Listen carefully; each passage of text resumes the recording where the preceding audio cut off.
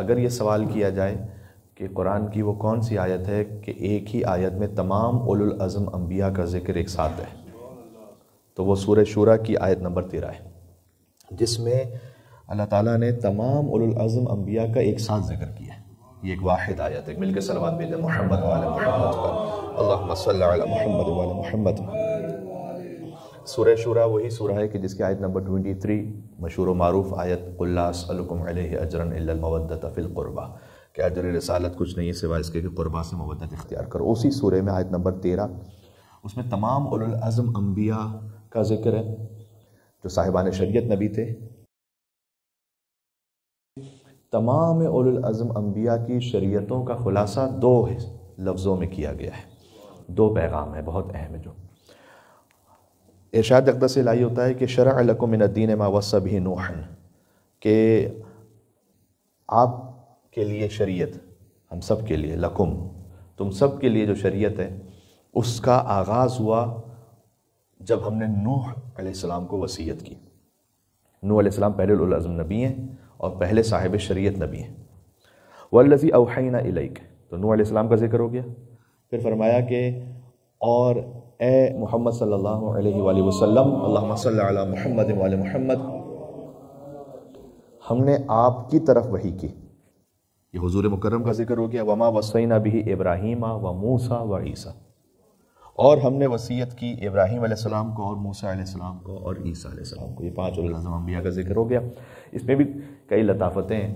آپ دیکھیے گا کہ باقی انبیاء کا نام کے ساتھ ذکر ہوا ہے، لیکن حضور مکرم کا ضمیر کے ساتھ ذکر ہوا ہے ایک اشارے میں، یعنی ان کے احترام کی خاطر۔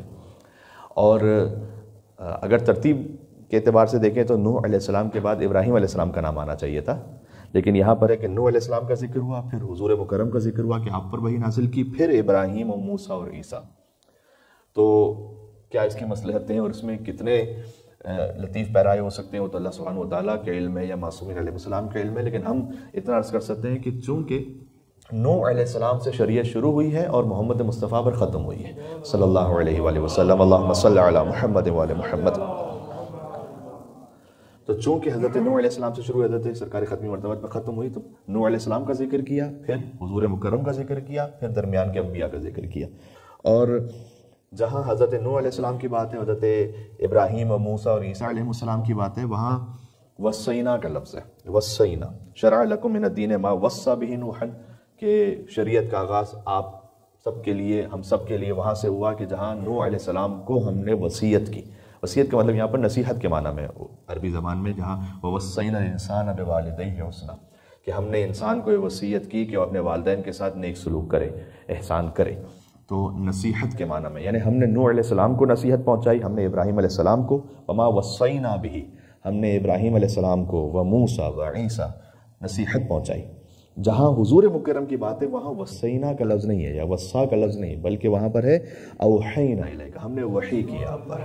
یہ ایک الگ الگ درجہ ہے، یعنی باقی انبیاء پر بھی اللہ سبحانہ وتعالیٰ ہی کی جانب سے شریعت آئی ہے، لیکن ان کے لیے وصیت کی اللہ تعالیٰ نے، حضور پر وحی اللہ سبحانہ وتعالیٰ نے بھیجی ہے خاص۔ ایک مل کے صلوات بھیجیں اور نام محمد صلی اللہ علیہ وآلہ وسلم پر۔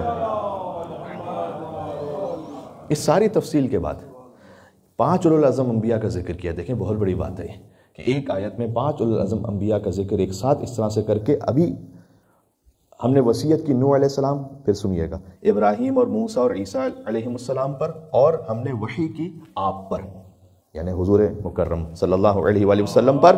اللہم صلی علی محمد وآل محمد۔ کیا وصیت کی اور کیا وحی کی، ابھی اس کا ذکر نہیں آیا۔ 2 لفظوں میں تمام اولو العزم انبیاء علیہ السلام پر جو اللہ تعالیٰ نے وصیت کی اور حضور پر جو وحی کی، 2 الفاظ میں اس کا بیان کیا گیا، یعنی پورے دین کا خلاصہ ہے۔ یہ قرآن ہی کا معجزہ ہے واقعی، کہ اگر وہ پھیل جائے تو 6666 آیتیں، اور سمٹ جائے تو یہ 2 جملے ہیں جس میں پورا دین ہے۔ فرمایا ہم نے وصیت کی اور وحی کی، کیا اقیم الدین، وعلیکم السلام، فقط دین کو اختیار نہ کرو، دین کو قائم کرو، دین کو برپا کرو۔ ابھی میں اس کے بارے میں عرض کرتا ہوں کیا مطلب ہے اس کا۔ وَلَا تَتَفَرَّقُوا فِيهِ، کتنی اہم بات ہے جسے ہم بہت لائٹلی لیتے ہیں۔ دین کو قائم کرو اور وَلَا تَتَفَرَّقُوا فِيهِ، ایک دوسرے سے اختلاف نہ کرو۔ تفریقے میں نہ پڑو. سبحان اللہ, بہت اہم بات. یعنی اگر یہ کہ آپ نے انشاءاللہ دین کو قائم کرنے کے لیے کوئی کوشش کی اور سعی کی اور آپس میں اختلاف میں نہیں پڑے, تفریقے میں نہ پڑے, تو یہ تمام اولو العزم انبیاء کی ساری شریعتوں کا خلاصہ ہے.